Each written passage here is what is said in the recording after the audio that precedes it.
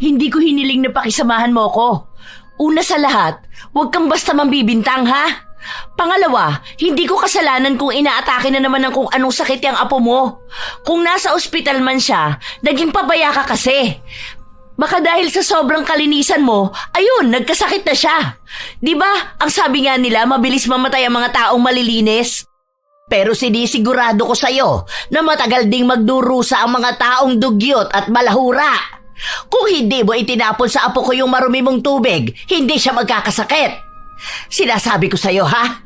Pagod na akong magtimpi sa kadugyutan mo. Sisiguraduhin kong uuurin ang buo mong katawan nang makita mo kung paano dapat umasta ang isang tao. Hindi lang sa sarili niya, kundi pati sa mga taong nakapaligid sa kanya. Masyado kang dugyot, Maricel! Tingnan natin kung hanggang saan kadadalhin niyang kababuyan mo. Isa sa pinakamahirap na makahalubilo ay ang mga dugyot at burara.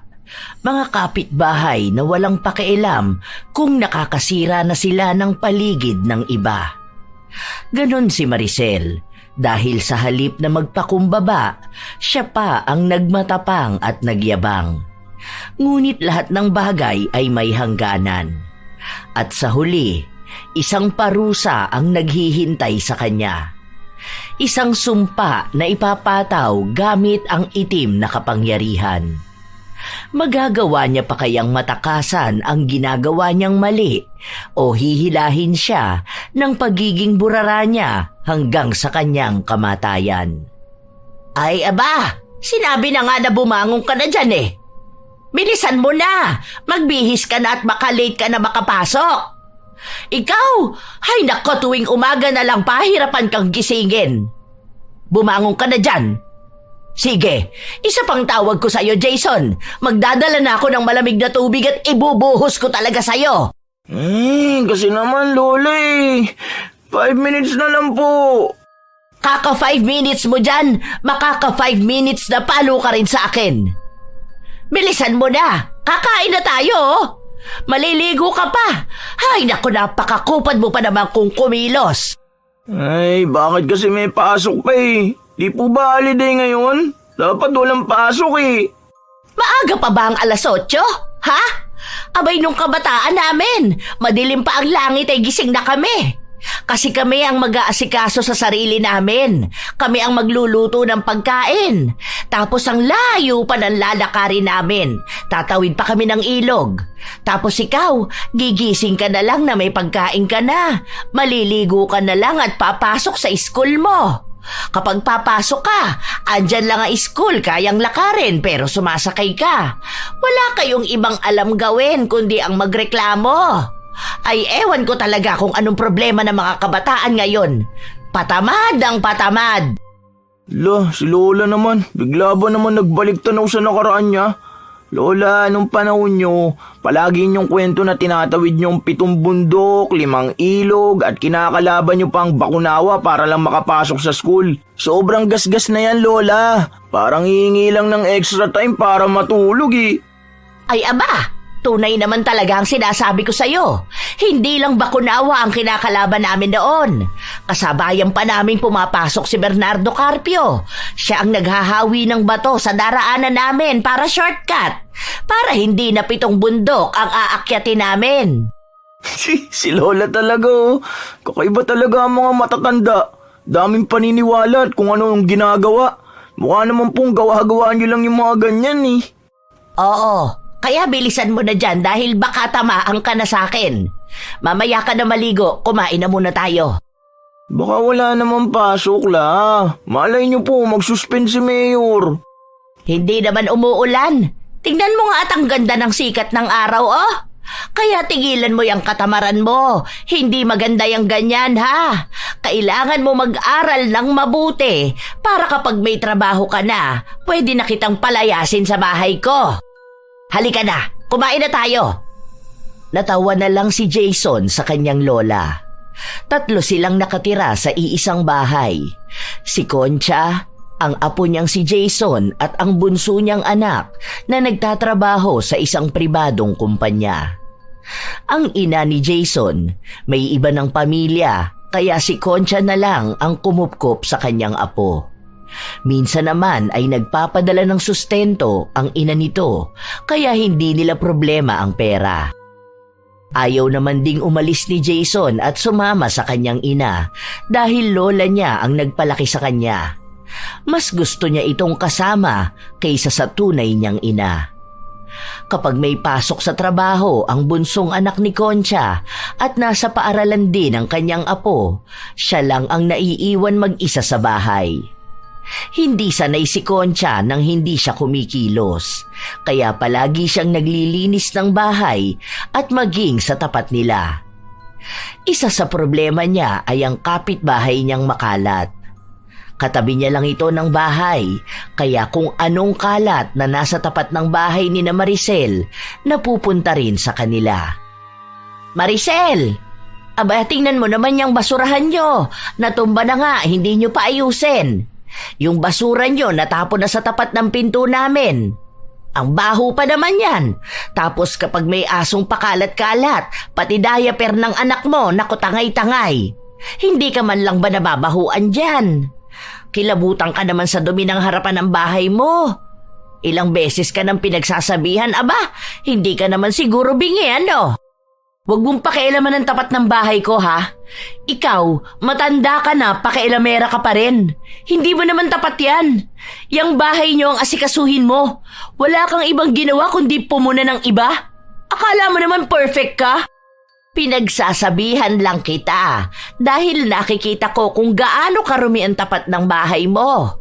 Malamang kung burara ka sa labas ng bahay nyo, baka burara ka rin dyan sa loob ng bahay. May sanggol ka pa naman, tapos ganyan ang kapaligiran mo. Magkakasakit ang anak mo niyan. Huwag mo sabihin na pati sa kalusugan ng anak mo wala kang pakialam. Wala kang pakialam, ha? Hindi mo naman ako tinutulungan Saka maayos ang anak ko, hindi siya magkakasakit. Ewan ko sa mga matatanda na gaya mo, ang dami-daming puna sa amin. Kung hindi ka natutuwa na makita na ganito ang labas ng bahay ko, aba, huwag kang tumingin, ha? Hindi naman kita pinipilit na tumambay rito. Kung ako sa'yo, magkulong ka na lang sa loob ng bahay nyo. Mga matatanda, hindi mapigilan ang sarili na pumuna ng bahay ng iba. Akala mo naman may ambag sa buhay namin. Paano akong hindi titingin? Kapag humahangin, napupunta sa tapat namin ang kalat nyo. Minsan, pagbukas namin ng pinto, nakakalat yung diaper ng anak mo. Ay naku, ang dugyot kayang tingnan. Ayusin mo man lang kahit sana ang basurahan mo. Lagi kasing kinakalkal ng aso yan. Alam mo, Ate Concha, manahimik ka na. Ang ganda ng araw ko sinisira mo. Kung may kalat man sa tapat mo, abalinisin mo. Pero huwag mong pakikialaman ng sa iba, ha? Makapasok na nga sa loob ng bahay.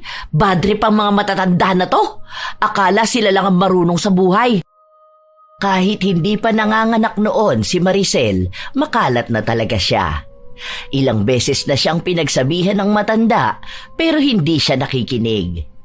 Minsan kasi tinatangay ng aso ang buong sako na naglalaman ng basura at kapag kinalkal yon, kakalat sa harapan ng bahay ni na Concha. Kapag sinabi naman niya kay Maricel na pakilinis yon, sasabihin lang sa kanya na tapat niya yon at siya ang dapat na maglinis. Kahit pa man hindi niya yon basura. Sadyang malinis si Concha, lalo na't takot siya sa kalat dahil baka magkasakit siya o ang sino mang kasama niya sa bahay. Lalong-lalo na ang apo niyang may sakit sa dugo. Isang hapon, sabay na umuwi ang apo niya at anak niya. Nalaman niya lang ito matapos na magtungo sa kusina si Jason. Oh, anong nangyari at ngayon ka lang umuwi? Sinamahan ko po si Tito Jeff, may pinuntahan po kami. Nililigawan niya yata yun Sinundo niya po kasi ako kanina, tapos sabi niya ililibre niya ako ng fries kapag sinamahan ko siya. Oo nga po pala bakit po ang daming kalat dyan sa harapan natin? May mga diaper po tapos may napkin pa na nakatiwangwang dun. Hinalukay pa yata ng aso. Kadiri nga po May kalat na naman? Ay, ano ba naman si Maricel? Malamang hindi na naman nila inayos ang pagtatapon nila ng basura. Alam na nga nila na may mga asong kumakalkal Ayan, nasa tapat na naman natin. Kalilinis ko lang kanina. Ako na lang po maglinis? Ay, hindi. Magbihis ka na doon, kakain na tayo. Ako nang bahala doon mamaya. Hindi ka pwede sa ganon. Alam mo ang bilis mo magkasakit kapag may marumi. Mamaya, pagsasabihan ko ang babae na yon. Napakaburara! Kahit naman ako, nagkaroon naman ako ng maraming anak, pero napapanatili kong malinis ang paligid namin. Kung hindi niya kaya, bakit hindi niya paglinisin ang asawa niya? Hindi yung nakatambay lang din sa loob ng bahay nila. Inis na naman ang matanda. Ilang araw pa ang lumipas, palaging ganon ang nangyayari. Kahit pagsabihan niya si Maricel, wala itong ibang sinasabi sa kanya kundi linisin niya kung tingin niya ay marumi. Huwag siyang magbunganga. Isa yon sa ikinagagalit ng matanda. At bakit naman kami pa maglilinis ng kalat mo? Matanda ka na! Maricel, hindi mo kami nanay para sundan ang mga kilos mo. Aba, mahiya ka sa mga kapitbahay mo. Hindi lang ako ang pumupuna sa'yo Nakakaperwisyo ka, sa totoo lang. Dapat sa'yo nakatira sa malayo. Yung ikaw lang ang mag-isa para solo mo lang ang mga kalat mo. Bagay ka tumira doon sa bundok ng basura. Kung gusto nyo, maglagay kayo ng pader dyan sa pagitan natin para hindi mapunta ang mga basura sa inyo. Yung kadaldalan mo sa akin, may nangyayari ba? Ha? Akala mo naman lilinis ang buong Pilipinas kapag sinunod kita? Wala nga akong oras, di ba? Saka kukunin naman niya ng mga magbabasura. Utusan mo ang asawa mo. Mas mainam kung gumawa kayo ng matinong basurahan. Hindi yung ganyan na ilalapag nyo lang yung plastic. Yung mga aso, tangay ang kadugyutan nyo. Kami ang nahihirapan Kahit na anong linis namin sa harapan namin, siyang kalat mo naman. Hindi mo kami alila, ha? Gamitin mo ang utak mo para maging malinis ka sa paligid mo. Huwag mong punahin ang asawa ko. Itong matanda na to masyadong papansin. Kayo ang mag-adjust dahil hindi naman namin aso yung tumatangay ng basura Kung makita nyo ang aso na kinakalkal ang basurahan namin, di paluin mo sa ulo. Hindi yung sa akin mo bibintang lahat. Saka ang sabi mo dahil sa aso kaya may mga kalat sa harapan nyo, di ba? Gaano kayo nakakasigurado na basura nga namin yon? Malay nyo ba kung saan lang dinadampot ng mga aso yon? Kung sa iba man yon, maging responsable ka pa rin sa mga basura mo. Tingnan mo, nasa gilid na naman namin yung basurahan nyo. Kulang na lang iharang nyo yan sa pinto namin. Sa tuwing bubuksan namin ang pinto, unang bubungad sa amin yung kalat nyo. Kahit nakaunting hiya lang naman. Hindi yung sagad yung kakapalan mo. Bulag ka ba at hindi mo nakikita na may motor na nakapark? Kung ihaharang namin dito ang basura, saan namin ilalagay ang motor, ha? Mag-isip ka rin minsan, pwede ba? Hindi yung mga mali ko ang hahanapin mo. Panay ka sabi na magkaroon ng konsiderasyon sa iba, samantalang ikaw tong walang konsiderasyon sa kapwa mo. Aba, hindi ko nakasalanan yan. Bumili kayo ng motor tapos hindi nyo naman pala alam kung saan ipapark. Huwag nyong ilagay ang basurahan ninyo rito sa amin. Pwesto namin ito Tapat namin to. Kaya huwag mong dalhin dito ang pagiging buraramong babae. Ilang beses ka na naming pinagsasabihan na hindi ka man lang magkaroon ng konsiderasyon sa ibang tao. Aba, kung hindi ka nga naman bastos na matanda ka, no? Talagang sinipa mo pa ang basura namin? Madumihan lang talaga tong motor. Naku, sinasabi ko sa'yo. Ayusin mo yung ugali mo, ha? Wala akong pakialam kung mas matanda ka sa akin. Kasi papatulan talaga kitang animal ka. Ako pa ang bastos? Samantalang ikaw itong may kakaibang ugali. Bata-bata ka pa, Maricel. Pero ngayon pa lang alam kong mabubulok ka sa sobrang burara mo.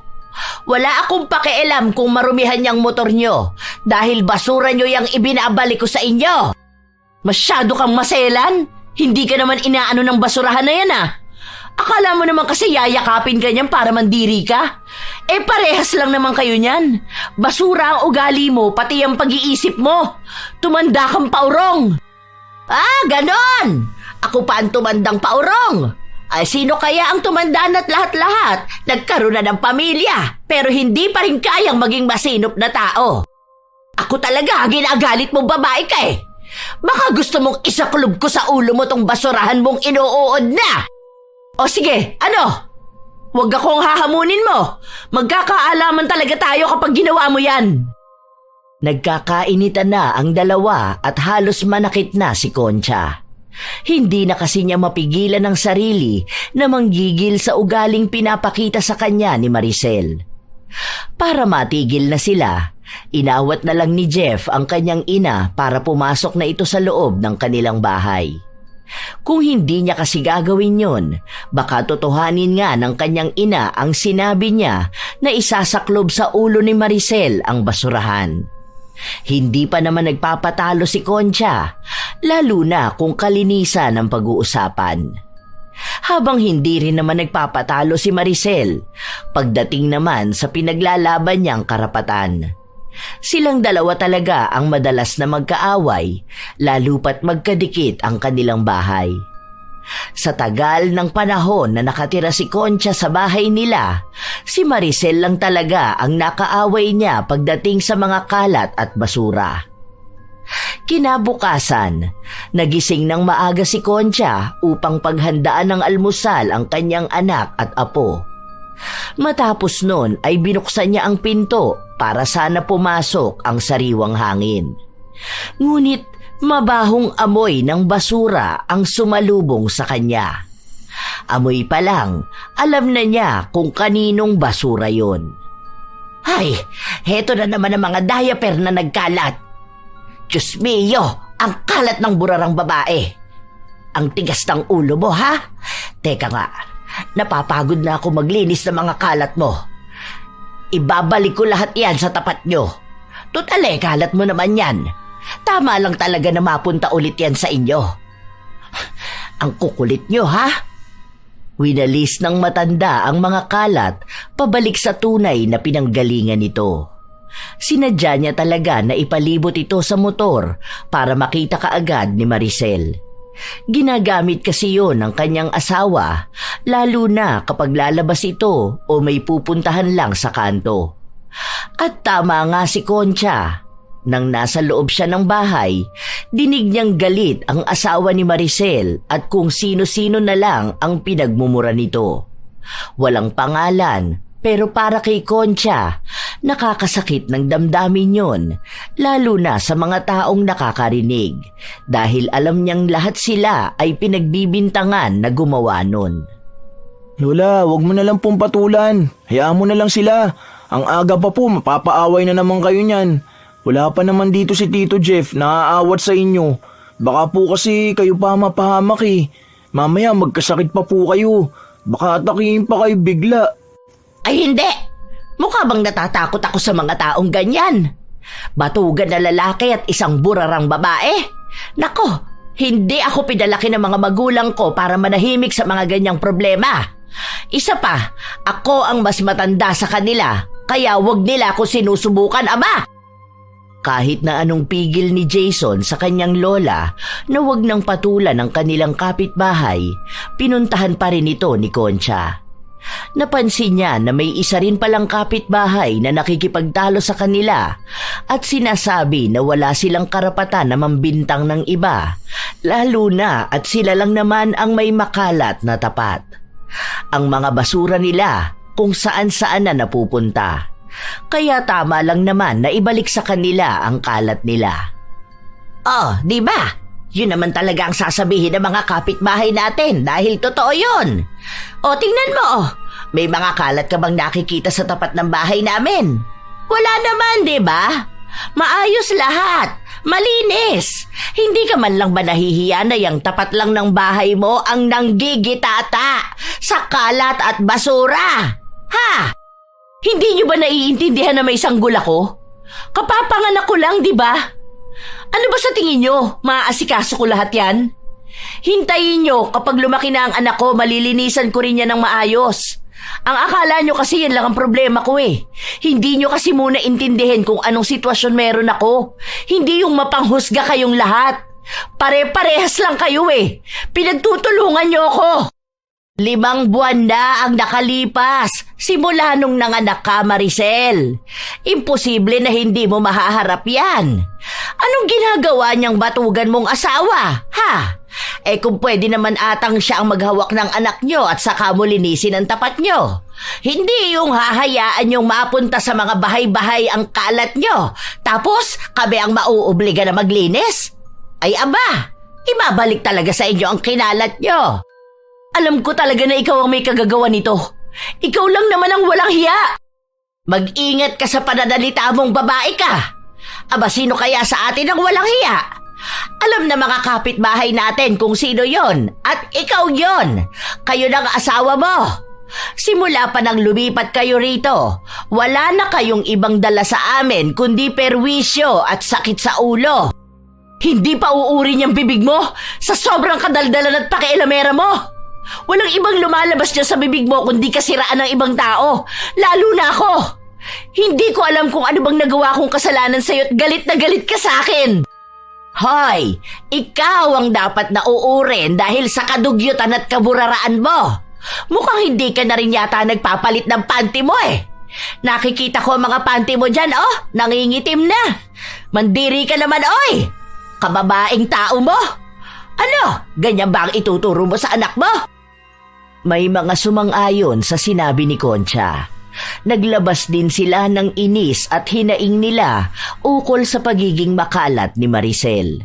Pagod na raw sila maglinis at magwalis ng harapan nila na tuwing umaga na lang ay may mga kalat. Minsan daw, may isang plastik ng basura na nasa harapan nila mismo pero hindi naman nila yun basura. At dahil nasa tapat nila ito, wala silang ibang pagpipilian kundi ang linisin na lang. Hindi na lang sila nagsasalita dahil alam nilang hindi nagpapatalo si Maricel at sa huli, sila lang din ang magmumukhang may kasalanan. Mga sinungaling talaga kayo, ano? Sige, magkampihan kayo! Maging patron nyo ng kalinisan ng matandang hukluban na to! Feeling malilinis! Hindi kami feeling malilinis dahil malilinis talaga kami, ano? Baka akala mo hindi namin napapansin na sa amin mo itinatapon ang mga basura nyo. Kapag naman may kukolekta na ng basura, ayaw nyong ipagalawang inyo dahil hindi pa puno. 5 piso lang ang ibabayad nyo sa kukuha niyang sako nyo eh. Ipit na ipit pa kayo. Baka gusto mong ipabarangay kita dahil sa pagbibintang mo sa akin ng ganyan. Wala kang patunay. Walang ebidensya na ginagawa ko yan. Sinisiraan mo lang ako, tapos ito naman mga uto-utong kapitbahay natin. Ano, tatango lang sa'yo? Sino naman ang nagsabi sa'yo na wala kaming ebidensya, ha? Ayan may CCTV sa tapat ng bahay ni na Charlie. Baka gusto mong makita ang pagmumukha mo kung paano mo ilapag ang basura mo sa tapat namin. Sino ba naman kasing hindi magtataka sa basura niya? May diaper sa loob. Sino ba rito ang may bata pang anak, ha? Sa halip kasi na baguhin mo ang pagiging makalat at burara mo, mas lalong lumalala ang kasamaan ng ugali mo.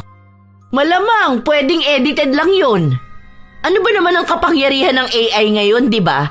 Kaya wag niyo ako matakot-takot ng ganyan. May tito ako na abogado. Baka lahat pa kayo makasuhan. Ay wow! Kami pa ang tinakot mo dyan sa tiyuhin mong abogado. Saan ba graduate yan, ha? Sa Talipapa Institute? Nako! Sa tagal ng buhay ko sa mundo, ilang tao na ba ang narinig kong ipinagmamalaki ang kung sinong Poncio Pilato nilang kaanak na abogado? Abogado! Isa ka pa! Huwag ka magbura dyan. Wala ka naman ding napapatunayan dito, aba. Ano? Matapang ka lang naman dahil batik ang tambay ka dyan sa kanto. Sa halip na tulungan mo ang asawa mo na maglinis ng tapat nyo, ikaw pa ang nagkakalat. Kalalaking tao na malaki ang katawan, walang kaamor-amor sa kalinisan. Ayaw marumihan ang motor pero ayos lang maging burara sa kapaligiran. Hindi na makaapila pa si Maricel sa mga sinabi ng matanda. Inis na inis siyang pumasok sa loob ng bahay nila at nilinisan ang mga kalat sa tapat nila. Hindi pa tapos ang alitan nila na yon dahil ayaw na ayaw ni Maricel na pinapagalitan siya sa harapan ng ibang tao. Gusto niyang gumanti kay Concha pero hindi niya alam kung paano. Simula rin nang mangyari ang sagutan nilang yun. Sa tuwing may kalat sa tapat nila at hindi yun galing sa kanila, ibinabalik nila sa tapat ng bahay ni Maricel. Kahit na ang daming reklamo ni Maricel, hindi siya makapagsalita dahil alam niyang aatakihin na naman siya ng mga kapitbahay nila. Isang araw, habang naglilinis ng tapat nila si Concha, napansin niyang nakadikit na naman sa kanila ang basurahan ni Maricel. Itinaas niya yon para ilipat at doon niya nakita na ang daming uod na nakadikit sa ilalim ng sako. Halos masuka-suka ang matanda sa nakita niya. Umalingasaw na rin kasi ang amoy ng tila bulok na hasang. Ay, Diyos ko po, bakit maganito ang kapitbahay ko na ito? Sana hindi na lang lumipat dito. Mas mainam pa ang dating nakatira dyan. Maingay lang ang mga bata kapag umaga pero maayos naman sa kalinisan. Sobrang lala ng babae na to. Kapag pinagsabihan mo naman, magmamatapang. Sinasadya talaga ni Concha na iparinig sa kapitbahay niya para dapuan man lang ito ng hiya. Pero sadyang sanay na talaga si Maricel at wala siyang pakialam kahit pa ipagsigawan ng iba ang pagiging burara niya. Nang matapos si Concha sa nililinis niya, bumalik na siya sa loob ng kanilang bahay. Walang pasok sa paaralan si Jason, kaya nasa loob lang siya ng bahay at naglalaro sa kanyang computer. Jason, di ba sabi ko sa'yo bago ka maglaro niyan, ayusin mo yung basura sa kusina. Yung mga tangkay ng dahon ng malunggay na hinimay natin kanina. Ayan ka na naman hindi ka na naman nakikinig sa akin. Mas inuuna mo pa yung paglalaro mo. Ay, sorry po la. Nakaligtaan ko lang. Sabi ko, magpapasok lang muna ako ng tubig sa kwarto ko. Sige po, ayusin ko na. Lilinisin ko naman po talaga yun kanina Basta sinasabi ko sa'yo na ayoko sa makalat. Kailangan, kapag may nakita kang basura, itapon mo na kaagad. Dahil yung paunti-unti at paisa-isang basura, kapag naipon yun, magiging dahilan pa para makasama sa kalusugan mo. Opo Lola, alam ko naman po talaga na allergic kayo sa kalat at dumi. Kaya nga po, palagi kayo nag-aaway ni Ate Maricel, di ba? Ay oo, talaga. Aawayin ko talaga ang mga taong makakalat at burara. Lalo ka na, ikaw bawal ka sa makalat. Alam mo naman na kapag nagkasakit ka, grabe. Iniiwas lang din kita. Alam mo naman na ang daming sakit na nakukuha sa marurumi. Lalo na ganyan sa ginagawa ni Maricel. Ilang buwan pa lang ang anak niya Naku, ewan ko na lang talaga kapag yung anak niya dinapuan ng mga mikrobyo galing dyan sa mga basura niya. Nakita ko nga po yung loob ng bahay nila kasi pauwi na ako tapos nakabukas yung pinto nila. Ang dami mga bote ng alak. Tapos yung sa sigarilyo ng asawa niya. Ang baho din po ng asawa nun Laging amoy alak. Ay, isa pa yan sa kinaiinisan ko talaga. Buntis pa lang yan nun, pinagsasabihan ko na siya na patigilin niya muna ang asawa niya sa paninigarilyo. Kaso ayaw makinig. Ewan ko ba, siguro yung mga magulang niya noon, stress na stress sa kanya. Kasi kung ako ang nanay niyan, palagi ko yung sasampalin sa kabastusan niya, dudugo talaga ang uso niya. Ang kalat nga po ng bahay nila. Naisip ko nga na kung ikaw ang nandun ako, baka nagbunga nga ka po talaga ng walang tigil. Diyan pa nga lang sa mga kalat nila sa labas ng bahay nila, grabe ka na po magbunga nga Paano pa kaya kung nakikita mo talaga yung loob ng bahay nila? Kaya nga sinabi ko sa kanya na sobrang burara niya. Kasi nakita ko yung panty niya. Sobrang nanggigitata talaga at nangingitim yung gilid-gilid. Diba, dyan siya sa labas nila naglalaba. Tapos ang kulay ng tubig na lumalabas sa washing nila kulay itim na. Minsan pa pinagsabihan ko siya na huwag niyang isasabay ang damit ng anak niya dahil sensitive talaga ang balat ng mga bata. Pero wala siyang pakialam. Maglalagay lang yan ng isang sabon. Tapos lahat ng labahin nila sabayan na. Hindi na bumubula ang sabon sa sobrang dumi ng mga damit nila. Ako ang naaawa sa anak niya sa totoo lang. Yun nga raw po ang kwento sa akin ng nanay ng kaklase ko. Kilala niyo po yung si Vince? Di ba po mama nun yung dating nagbabantay ng anak ni Ate Maricel? Sobrang kawawa raw po yung bata. Kasi kapag si Ate Maricel ang nag-aalaga sa anak niya, hindi raw nililinisan yung lagayan ng gatas ng baby. Kahit daw panis na yung gatas sa loob, itatapon lang tapos timpla na ulit ng bago. Awang-awa nga raw po talaga siya dahil sobrang kadugyutan. Madalas daw po na naglulukuan siya ng bata. Tapos ayun, siya pang sinisi kaya tinanggal siya sa trabaho. Nako, sinasabi ko na nga ba Kaya ganun yung bata, palaging may sakit at ang payat. Dapat alam yun ni Maricel, uunahin niya ang kapakanan ng anak niya. Mas mahal pa ata nila yung motor nila na palaging malinis kaysa sa anak nila. Anong klaseng mga magulang naman yun? Ilang beses na pinagsabihan ni Concha si Maricel tungkol sa kung paano niya dapat alagaan ang anak niya, lalo na at sobrang payat ng bata. Pero sinabihan lang siyang pati buhay nila ay pinakikialaman niya. Wala talagang ibang gustong pakinggan si Maricel. Isang araw, nasa labas ang maglola. May upuan sa harapan ng bahay nila. Hapon yun at doon sila nakapwestong dalawa, nanonood sa cellphone si Concha habang naglalaro naman ang kanyang apo. Napapansin nila na naglalaba si Maricel at ang kulay itim na tubig na galing sa washing machine ay itinapon niya sa lokasyon kung nasaan ang maglola. Ano yun? Basa naman dito Nabasahin pa ako. May sugat pa naman ako. Ang hapdi! Ay, halika nga rito. Naku, baka ma-impeksyon ka. Ano ba naman yan? Bakit dito mo ibinuhos yung marumi mong tubig? Alam mo naman na nandito kami, di ba? Kung hindi ka rin naman talaga bastos Kasalanan ko ba na nabasa kayo dyan? Bakit kasi kayo tatambay dyan, ha? Huwag mo sabihin na pati ang paglalaba ko bawal na rin. Grabe ka naman na dyan. May sinabi ba akong bawal? Ang ipinupunto ko rito, bakit sa pwesto pa namin binuhos mo yan? Hindi ka naman siguro bulag para hindi mo makita na nakaupo kami sa tapat ng bahay namin, di ba? Ang lawak dyan, Dyan ka magtapon niyang tubig na maruming galing dyan sa mga nanlilimahid mong damit. Alam mong puno ng mikrobyo yan. Napunta na sa sugat ng apo ko. Aba, hindi ko nakasalanan kung sensitive yung apo mo. Kontrolado ko ba kung saan pupunta ang tubig, ha? Sana kasi ang ginawa mo, nung nakita mong may naglalaba, umalis ka na. Kaso masyado kang atribide. Papansin ka pa dyan, pwede ka naman doon sa loob ng bahay nyo. Kung ayaw mo pala na nababahiran ng dumi ang apo mo, pues ikulong mo siya sa loob nyo. Tutal, ang sabi mo, sobrang linis ng bahay nyo, di ba? At talagang ikaw pa ang may ganang magsalita ng ganyan. May iba namang daan para pagbuhusan niyang tubig mo Talagang dito pa sa may tao. Kung hindi ba naman pambabastos yan, hindi ba? Hindi mo ginagamit yung utak mo. Hoy, tanda, para sabihin ko sa'yo, mas may pinag-aralan pa ako sa'yo. Hindi ko nga sinasadya, di ba? Ano ba mahirap intindihin sa sinabi ko?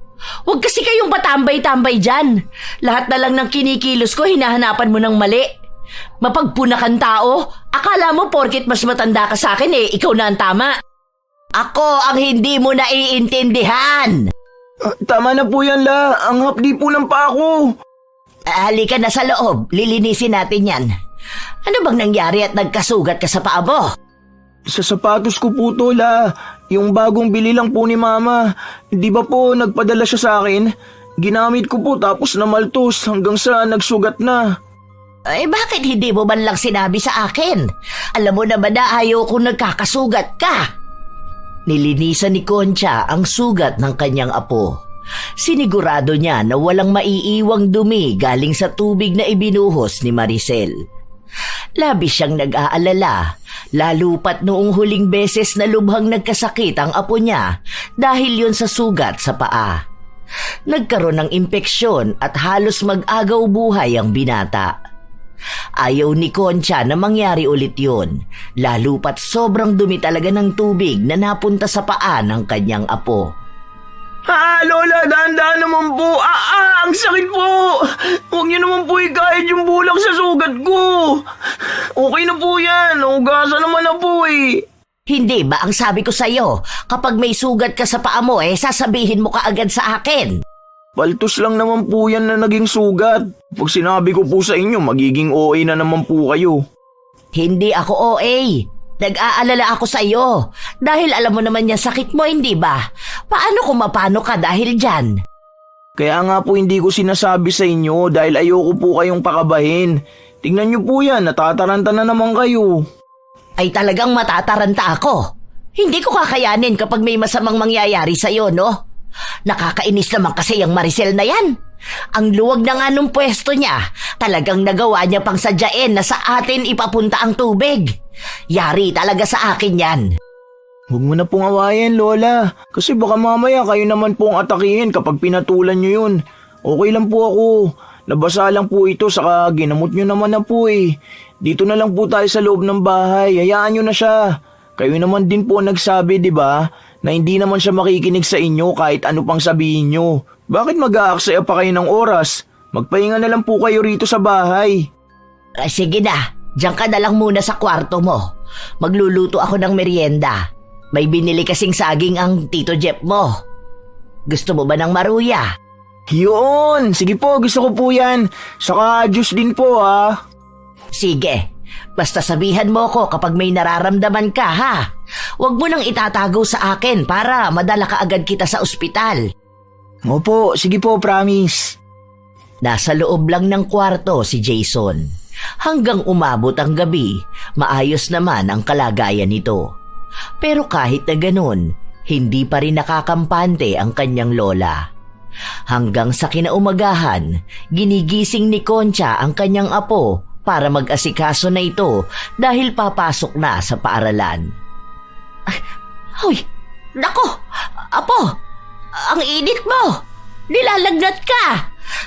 Jeff! Jeff! Halika rito, bilisan mo. Dalhin natin sa ospital si Jason. Ay nako, ang apo ko.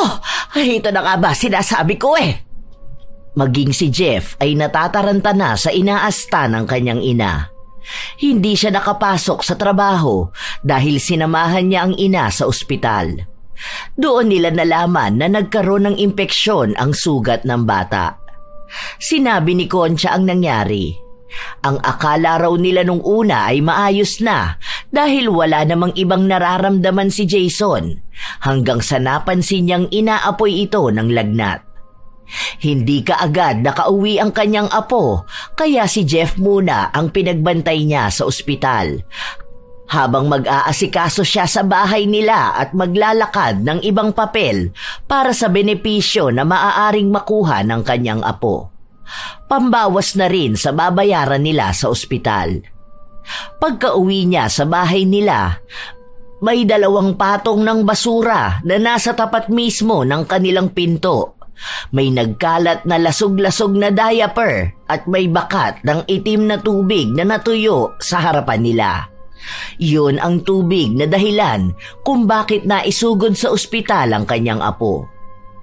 Hindi na nakapagpigil ang matanda. Kinuha niya ang mga kalat, dinakot niya gamit ang kanyang kamay at pinaghahagis sa pinto ni Maricel. Dahil sa pambubulabog na ginawa niya, lumabas ang mag-asawa. Hoy! Nababaliw ka na bang matanda ka? Bakit ka ba nagkakalat?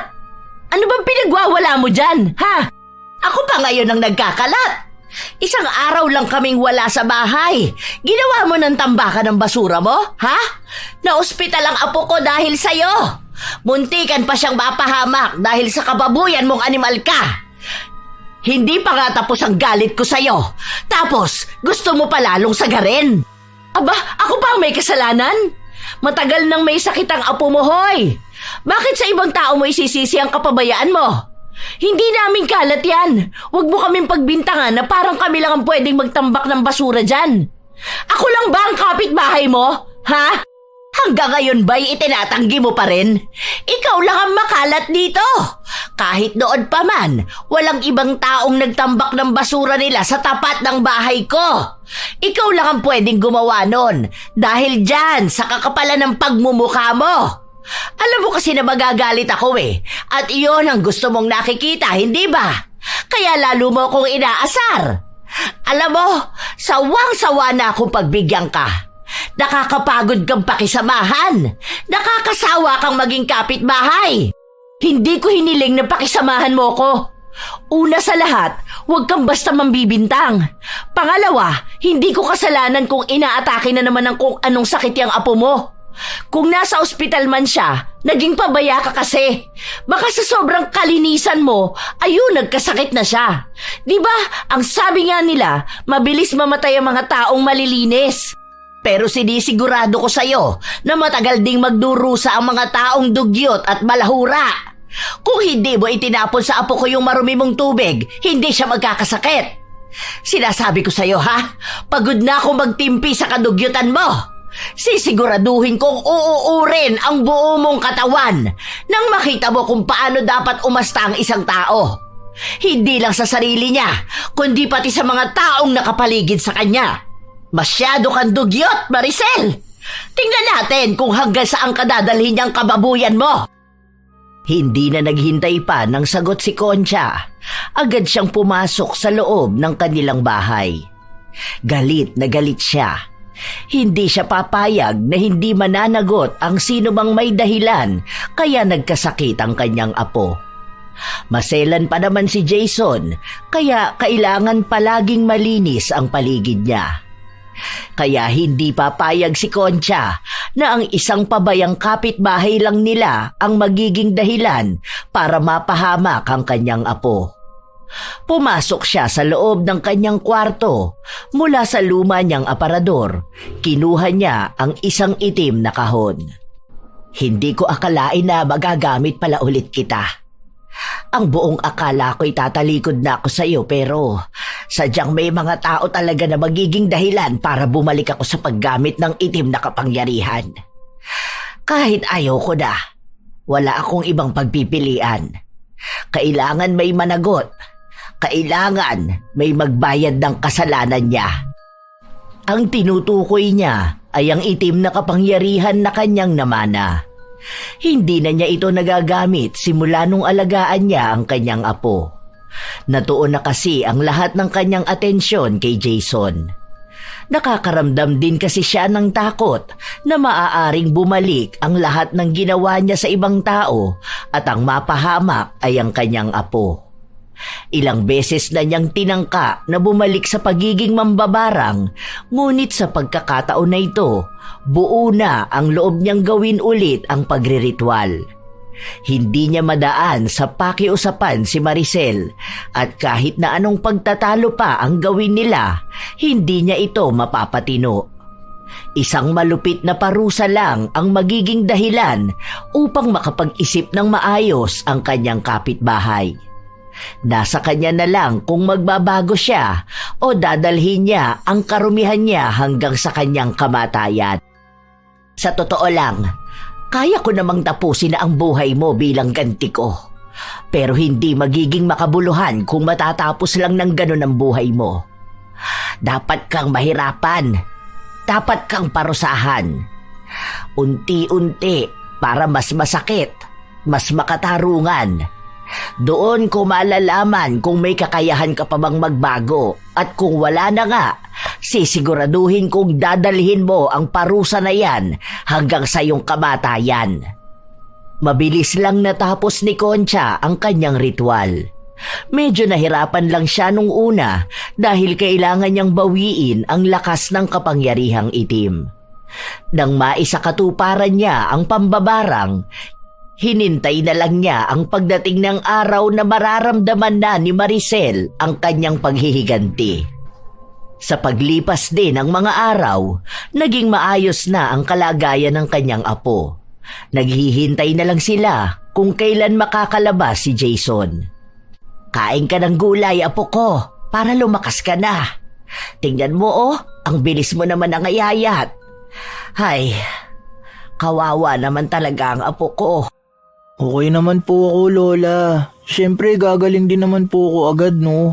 Ikaw po ang nag-aalaga sa akin, eh. Sus, talagang nambola pa ang bata na ito, ah.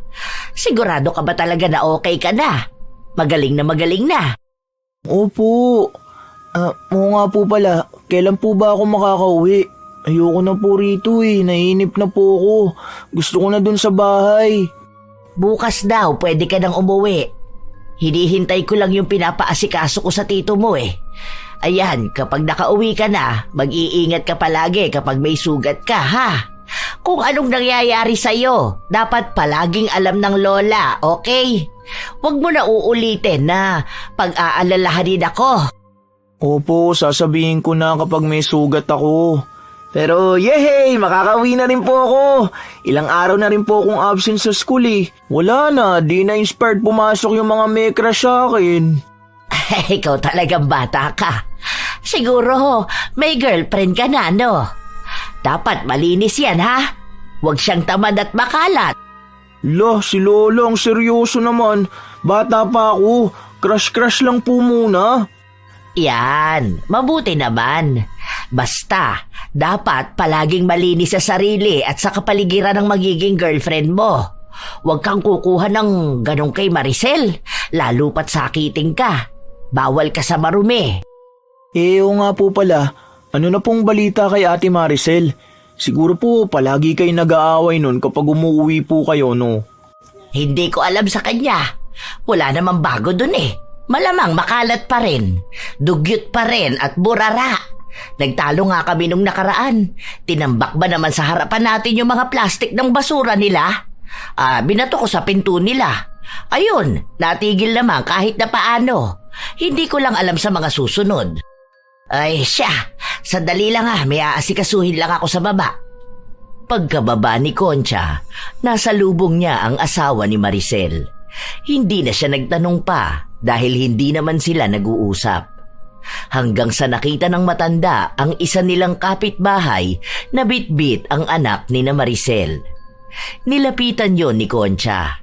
Silang dalawa ang nag-usap at sinabi sa kanya nito na isinugod daw sa ospital si Maricel. May kung ano raw kasing lumalabas sa kanyang ari. Maliliit na uod ba? Ay, panigurado dahil sa underwear niya yon. Diba, ang dugyot niya naman talaga.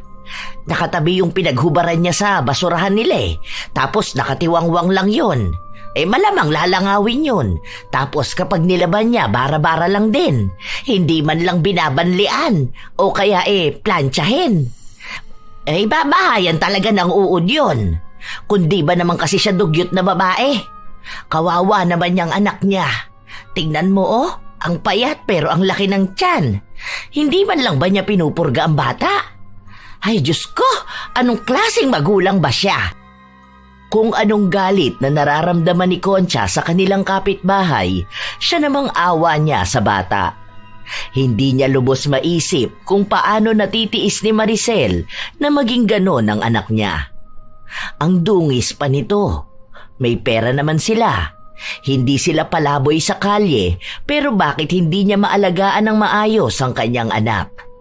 Dumating pa nga sa punto na gusto na lang ampunin ni Concha ang bata, pero hindi naman papayag ang mga magulang nito. Ilang araw pa ang lumipas, naging mas magulo pa ang labas ng bahay ni na Maricel.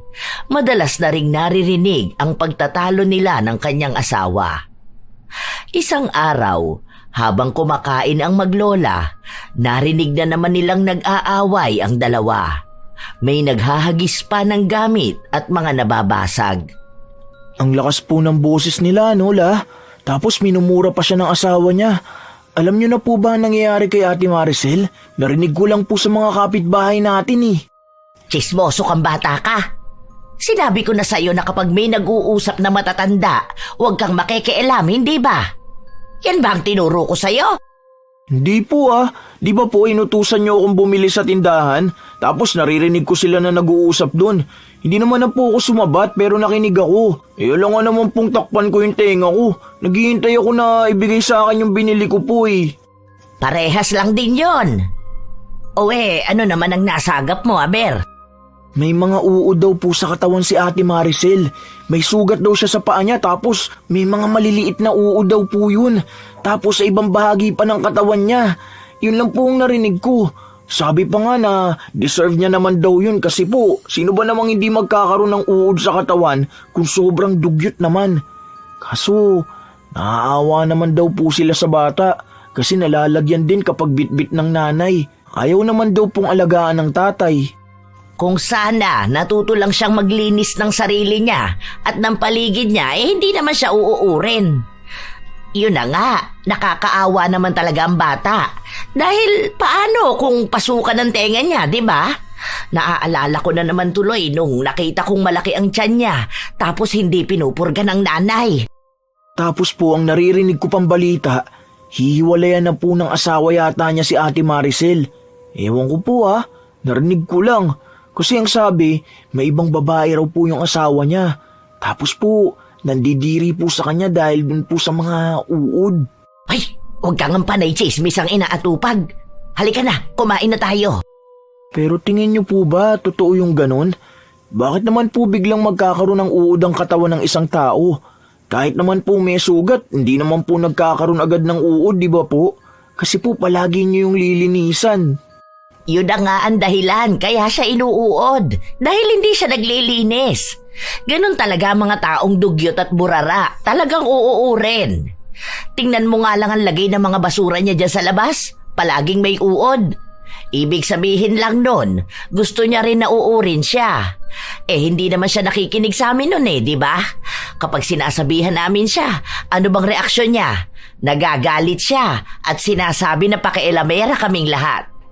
Hay, wag na nga yang uod ang pag-usapan natin. Alam mong kumakain tayo Nakakadiri.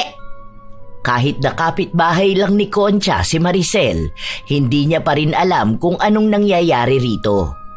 Maliban na lang na siya ang may pakana kaya ito nagkaroon ng uod sa katawan. Bukod doon, hindi na niya alam ang ibang detalye. Nagpapatuloy ang mga araw, palagi na lang sigawan ang naririnig sa kabila. Minumura at sinisisi ng lalaki si Maricel sa lahat ng nangyayari. Isang umaga, naglilinis si Concha ng tapat nila. Kapansin-pansin na nabubulok na ang mga basura sa harapan ng bahay ni Maricel. Napapailing na lang siya, lalo na nang makita niya ang mga maruruming damit na inuuod na sa labas. Iniisip niya na kung ganun nakalala sa labas, marahil ay mas masahol pa sa loob. Nakita niya ring umalis na ang asawa ni Maricel at sinabi nito na hindi na siya babalik. Sa totoo lang, habang nakikita ni Concha ang kapitbahay niya, nakakaramdam na siya ng habag rito. Mukha na kasing kawawa talaga si Maricel habang bitbit dito ang ilang buwang gulang na anak. Iyak ng iyak ang bata. Kasabay nun ay ang pagbibigay ng gatas ni Maricel galing sa bote na nanlilimahid sa dumi. Si Concha ang kinikilabutan sa nakikita niya. Nangingitim ang tiyupon, habang ang uod na gumagapang sa kamay ni Maricel ay nahuhulog sa mukha ng kanyang anak. Hindi na matagalan ni Concha ang tumingin kaya pumasok na siya sa loob ng bahay. Kinabukasan, walang paramdam si Maricel. Walang nadagdag sa mga kalat sa labas. Ibig sabihin, nakatambak yon sa loob ng bahay niya. Nakatayo lang sa labas si Concha habang ang iba nilang kapitbahay ay nagsisimula na rin ang bulong-bulungan tungkol kay Maricel. Walang nangahas na pumasok sa loob ng bahay dahil sa labas pa lang hindi na nila kinakaya ang mga uod. Hanggang sa sumubok ang matanda. Pagpasok niya sa loob, mas maraming uod pa. Kung saan-saan makikita. Napakaraming basura, mga bote ng alak sa sahig. Ang iba may mga laman pa at natapon. May mga upos ng sigarilyo kung saan-saan. Ano bang ginagawa mo rito? Sino nagsabi sa'yo na pwede kang pumasok sa bahay ko? Pati ba naman privacy ng isang tao pang hihimasukan mo pa? Nag-aalala ko sa anak mo. Tingnan mo tong loob ng bahay niyo, sobrang kalat, sobrang dumi. Tingnan mo ang nangyayari sa sarili mo. Talagang hindi mo babaguhin ang ginagawa mo? Talagang yayakapin mo na ang pagiging dugyot mo? Hindi mo naman to bahay. Hindi mo to buhay. Kaya wag mong panghimasukan, ha? Hindi mo na to problema. Ang intindihin mo, yung apo mong sakitin, wag ang anak ko. Naaawa lang ako sa anak mo. At dapat maawa ka rin sa kanya. Ano, kailan ka matatauhan kapag bigla na lang nawala pati ang anak mo? Ang taas din talaga ng pride mo, ano? Talagang ikaw pa ang magagalit matapos mong makagawa ng mali sa apo ko. At ngayon, mas malalang pagkakamali na ang ginagawa mo sa anak mo. Pwede bang lumabas ka na ng bahay ko? Kailan ka maglilinis, ha? Hindi kita nanay kaya wag mo akong pagsasabihan. Maglilinis ako kung kailan ko gusto. Hindi ko naman pinapalinis sa'yo yan eh. Isa pa, kung takot ka sa kalat, hindi naman kita inimbitahan na pumasok sa bahay ko, di ba? Ikaw ang kusang nagpunta rito, tapos ikaw pa ang pupuna sa akin? Concerned lang ako. Hindi lang sa'yo, pati sa kalusugan ng anak mo. Kung wala ka sanang anak, ay wala akong pakialam sa'yo eh. Kaso may bata na nadadamay sa kadugyutan mo. Tingnan mo nga buhay ka pa pero inuuod ka na, di ba? Ano, pati ba anak mo gusto mong maranasan yan? Maawa ka naman, Maricel. Hindi nakakamatay ang kalinisan, ha? Mas magaan sa pakiramdam kapag kumikilos ka sa malinis na kapaligiran kaysa sa mga tambak na basura. Gagawin ko kung ano gusto ko. Lumayas ka na nga rito. Kunwari ka pang concern sa anak ko. Alam ko naman na gusto mo lang ako makitang nahihirapan para may pag-usapan kayo dyan sa labas. Para pagtawanan mo ko, di ba? Umalis ka na! Napailing na lang si Concha dahil sa ugaling pinapakita sa kanya ni Maricel. Para bang sanay na rin naman si Maricel na may mga uod na gumagapang sa kanyang katawan. Kaya hindi na siya nangangamba. Ilang araw pa ang lumipas, tila ba nabulok na si Maricel sa loob ng kanilang bahay. May mga kumakausap na sa kanya pero wala siyang pakialam. Hindi na rin nila alam kung paano pa nakakakain si Maricel dahil hindi na siya lumalabas ng bahay nila. Kung may mga imbak siya sa loob ng bahay, mabilis lang din yung mauubos. Pero wala rin namang magagawa si Concha dahil mismong si Maricel na ang tumatanggi ng pagbabago. Isang araw, naabutan ni Concha ang apo niya na galing sa loob ng bahay ni na Maricel. Agad siyang nangamba dahil alam niya kung gaano karumi sa loob ng bahay na yun. Ano bang ginagawa mong bata ka? Halika na, maligo ka na kaagad. Ay naku naman, alam mo naman ang kalagayan mo, hindi ba? Ipapahamak mo na naman ang sarili mo eh. Ay naku, aatakihin ako sa ginagawa mo. Ilang beses na nating pinag-usapan na huwag kang papasok sa bahay nila, di ba? Bakit ba ang tigas ng ulo mo? Gusto mo na naman bang maospitala? Kalma ka lang po, Lola. Wala naman pong mangyayari sa akin eh. Binigyan ko lang ng natira kong baon si Ate Maricel. Tapos po, tinulungan ko siyang hugutin yung mahabang bulati sa bibig ng anak niya. Kawawa po yung anak niya, la. Parang sa sobrang dami pong bulati sa tiyan, lumalabas na po sa bibig eh. Di ba po dapat pinupurga na kapag ganun? Si Maricel naman ang may ayaw alagaan ng anak niya. Huwag mo na uuliting bumalik doon, ha? Magkakasakit ka talaga, apo ko. Huwag mo naman pag-alalahanin si lola mo. Alam mo naman na OA ako pagdating sa'yo, hindi ba?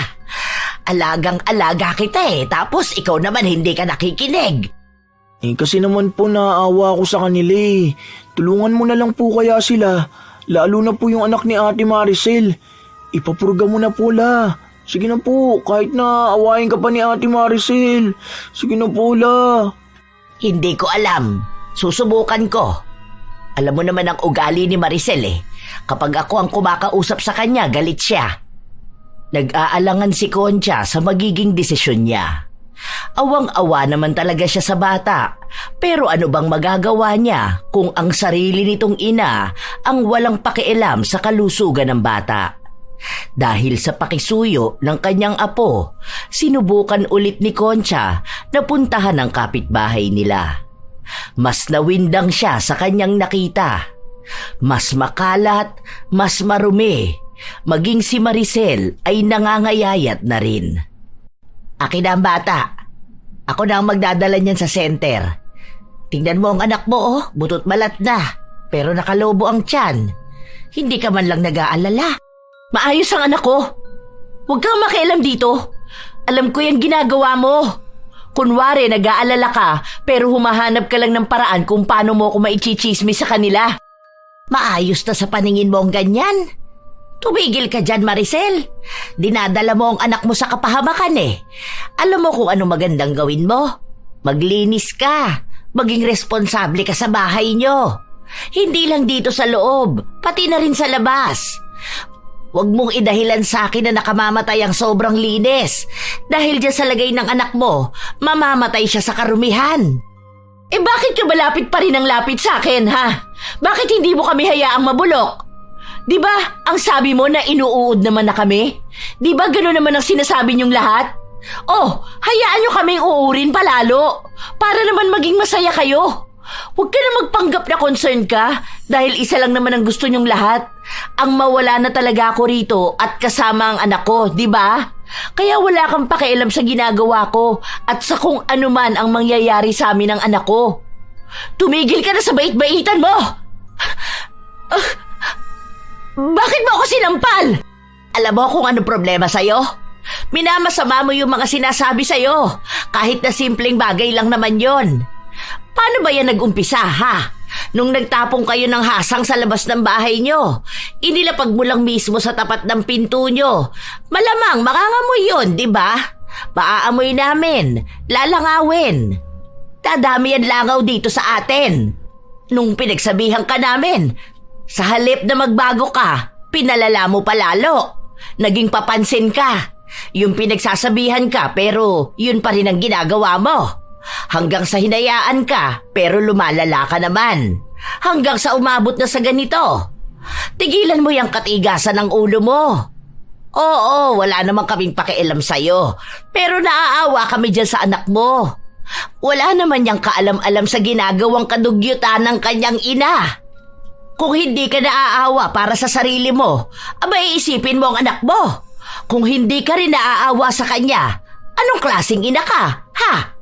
Wala kang dapat patunayan sa amin dahil kahit mamatay kayo, wala kaming pakialam. Huwag kang magpaka-spoiled brat. Hindi ka namin susuyuin, Maricel. Sige, kung yan pala ang gusto mo, isama mo sa pagkabulok ang anak mo. Ganyang klase ka namang magulang, hindi ba? O sige, sige lang, mabulok nga kayo. Hindi nakapagsalita si Maricel sa sinabi ni Concha.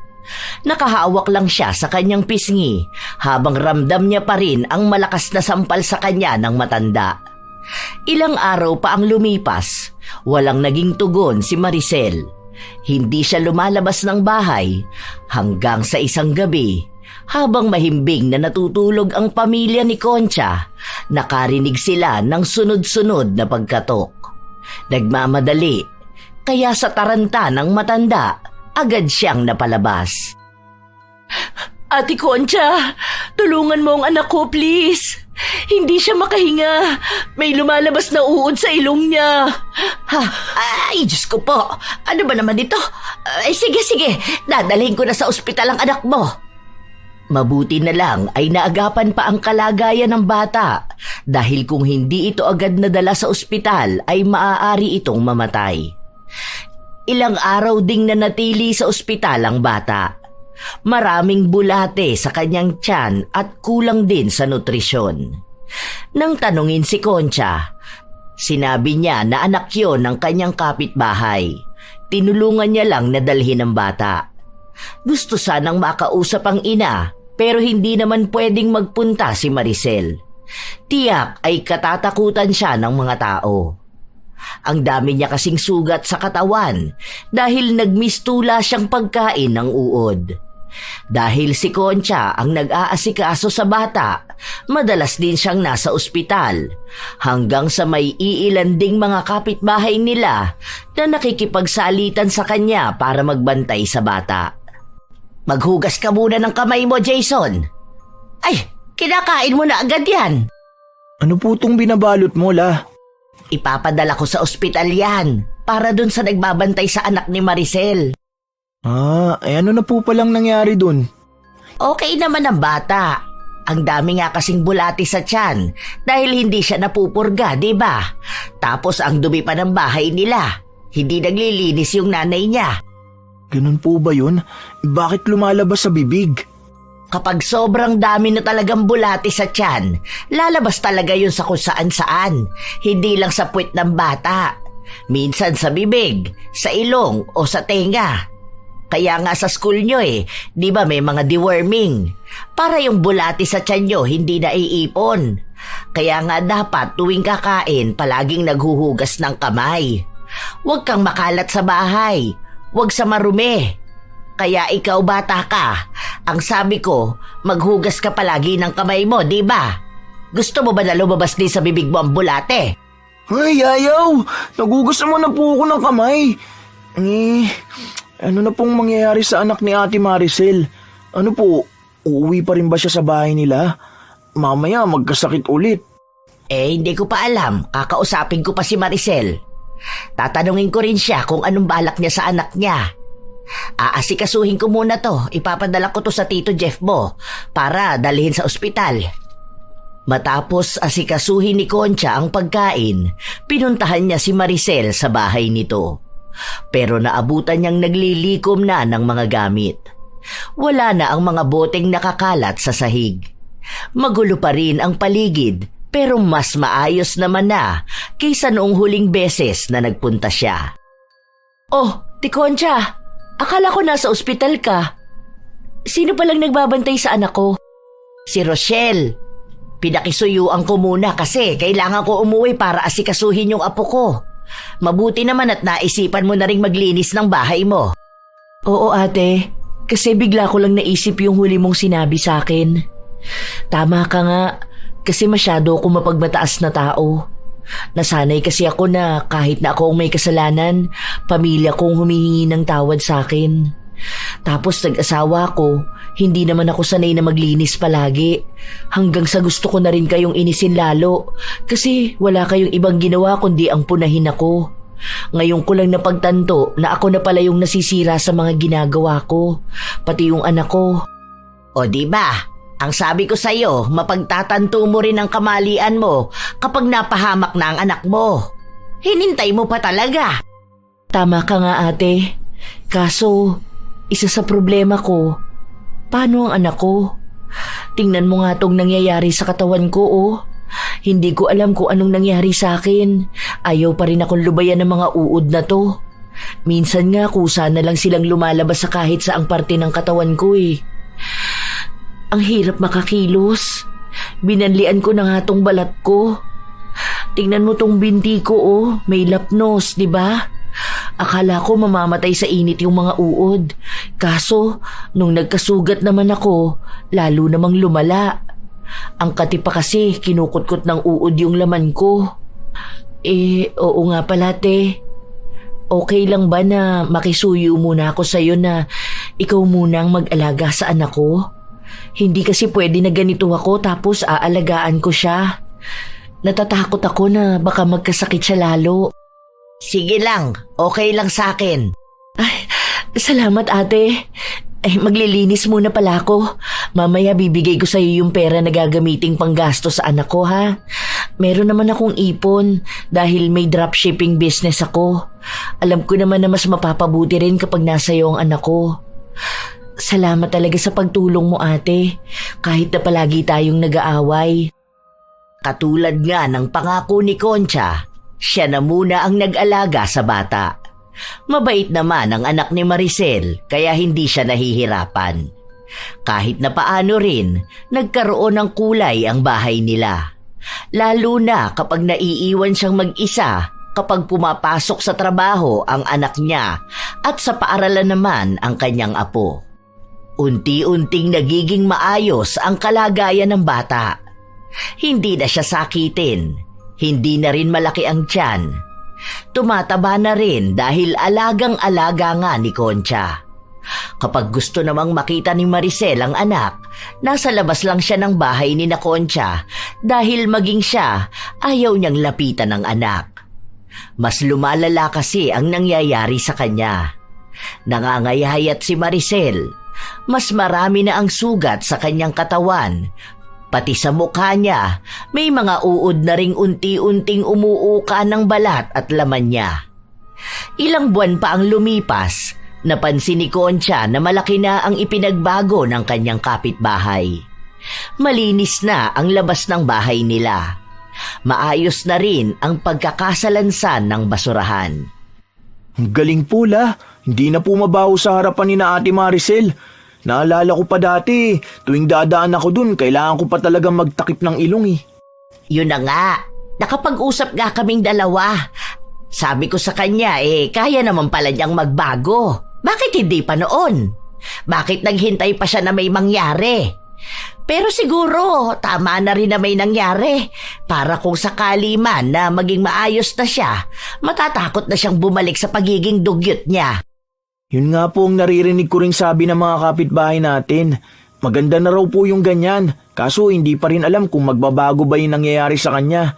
Yun pong mga uod na lumalabas sa katawan niya. Hindi ba po nakakatakot naman talaga yun? Hindi na nga niya mahawakan yung anak niya kasi dami niyang sugat. Ano po kaya ang nangyari sa kanya, no? Ikaw, nagpapakatsismoso ka na naman, ha? Magpalit ka na ng uniform mo. Magbuhos ka na lang, ha? Huwag mong babasain yan likod mo. Pawis na pawis ka pa naman. Habang mag-isa si Concha, bigla niyang naisip ang pambabarang na ginawa niya kay Maricel.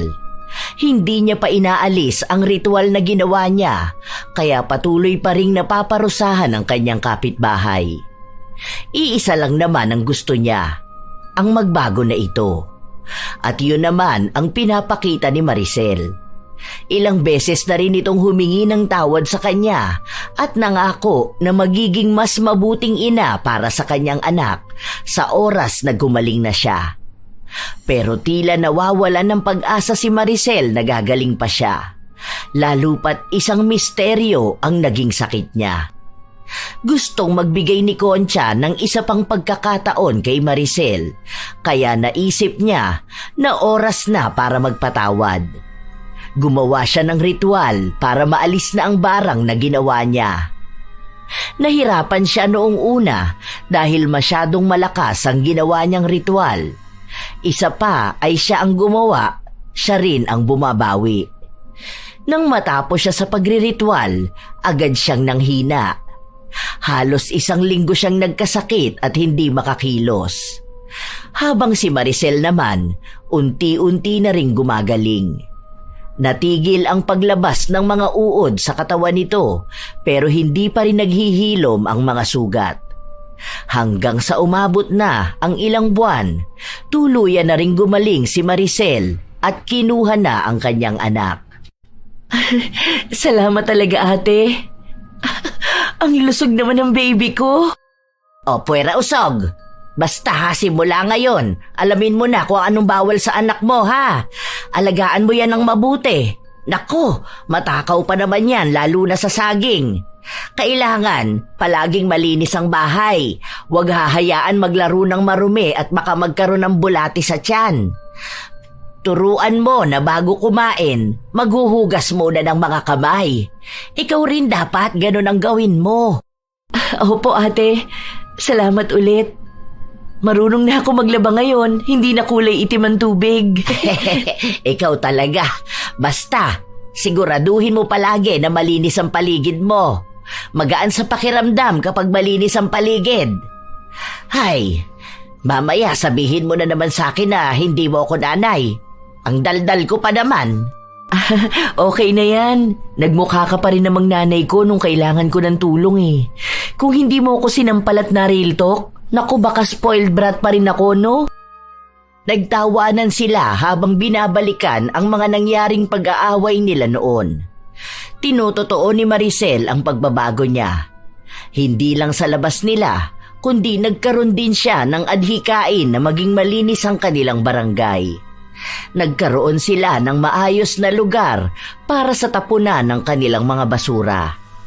Natuto rin siya kung paano niya mas maaalagaan ng maayos ang kanyang anak.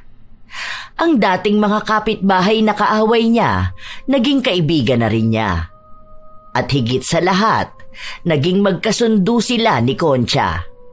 Dahil hindi na siya nakipagbalikan sa kanyang asawa, mag-isa na lang niyang tinataguyod ang kanyang anak. Bilang unang beses pa lang niyang naging ina, hindi niya pa kabisado kung paano magpalaki ng anak. Pero dahil naroon si Concha, may nagiging gabay siya. Minsan talaga, hindi maiiwasan na magkaroon ng kapitbahay na katulad ni Maricel. Walang pakialam sa mga kapitbahay kahit napakalat-kalat na ang kanilang mga basura. Kung saan-saan nila inilalagay at kahit napagsabihan sila, nagagawa pa rin nilang magmataas. Walang pakialam kung may magkakasakit sa ginagawa nila. Pero maaaring may darating ding isang tao na magpapabago sa pananaw nila. At sa mga tao naman na katulad ng ginagawa ni Maricel noon na hindi responsable sa kanilang mga basura, isipin ninyo kung ano ang nagiging epekto nito sa mga taong nakapaligid sa inyo. Huwag nang hintayin na umabot pa sa punto na kailangan pang gumamit ng dahas o maparusahan gamit ang itim na kapangyarihan bago pa magbago. Ang pagiging burara at dugyot na kapitbahay ay hindi kailanman magdadala ng kabutihan. Sa halip, ito'y nagdudulot lamang ng sama ng loob, alitan at banta sa kalusugan ng buong komunidad. Ang maruming paligid ay hindi lang nakakaapekto sa pisikal na kalusugan ng tao, kundi pati sa kanilang ugnayan bilang magkakapitbahay. Ang kalat ay nagiging ugat ng away, galit at minsan pa nga'y dahilan para mawala ng respeto ang iba sayo. Sikaping magbago para sa ikabubuti ng lahat. Magkaroon ng disiplina para sa sarili at para sa kapwa. Dahil ang kalinisan ay hindi lamang para sa sarili, kundi para sa buong komunidad. Kapag natututo tayong maging responsable sa ating basura at kapaligiran, doon natin tunay na ipinapakita ang respeto, pagmamalasakit at pagiging mabuting tao. Tandaan na ang dugyot at walang pakialam na kapitbahay ay hindi kailanman magiging huwaran, kundi babala sa kung ano ang hindi dapat tularan. Kayo ba mga apo? May mga kapitbahay din ba kayo na walang pakialam sa kanilang mga basura? Na sa tuwing pagsasabihan mo ay kayo pa ang masama? Ibahagi nyo naman ang inyong karanasan katulad ng sa ating kwento ngayon. At sana may natutunan kayong aral upang hindi rin kayo maging katulad ni Maricel, isang kapitbahay na kinagagalitan ng lahat dahil sa pagiging dugyot at burara. Shout out sa ilan sa mga masusugid na tagapakinig ng mga istorya ni Lola Telang. Angelo Dizon, Romina Buwado, Chris Alcantara, Annaliza Malatbalat, Golden JP, Marisa Villanueva, JD Bicol, Maria Cristina, Corazon Ingay, Jeline Sapra, Nicole Bernardo, Ruby Rose de Maiwat, Miracle of Love, Mil Rose de Mate, Rowena Kaikong.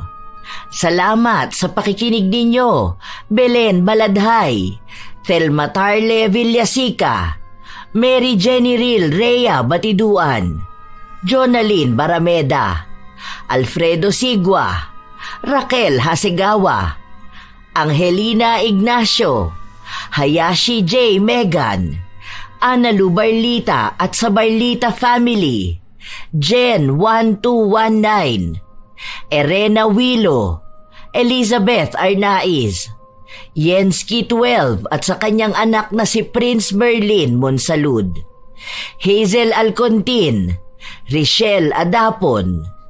Hello sa inyo, EMFF 7992, Razon Yao, Anha Rose Ayeras, Malia Torres, Mary Diaz, Maricel Cipriano at sa Cipriano family, kina JR, Jaisel May, Bianca, RJ at Maricel, Irene Benavides, Grace Sementera, Elizabeth Pamintuan, Gracia Balitaan at sa Balitaan family ng Calatagan, Batangas, Elizabeth Hardenil, Bryson Victoria, Raylene Santillan, Glory Lee Olivo, Maymay Hernandez.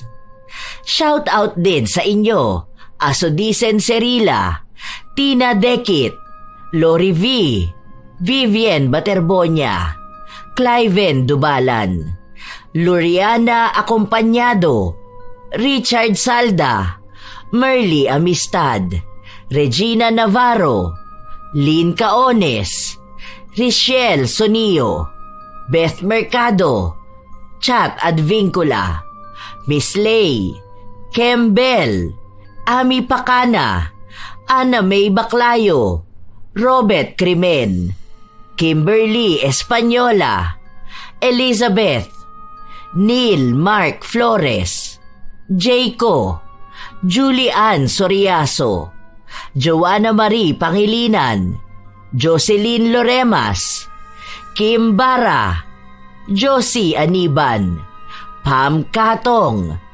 Mijoy Guwasa at sa kanyang asawa na si Mark Angelo Escuado at sa buong Team Manok ng Amsik, Angeles City, Pampanga. Jing Bueno.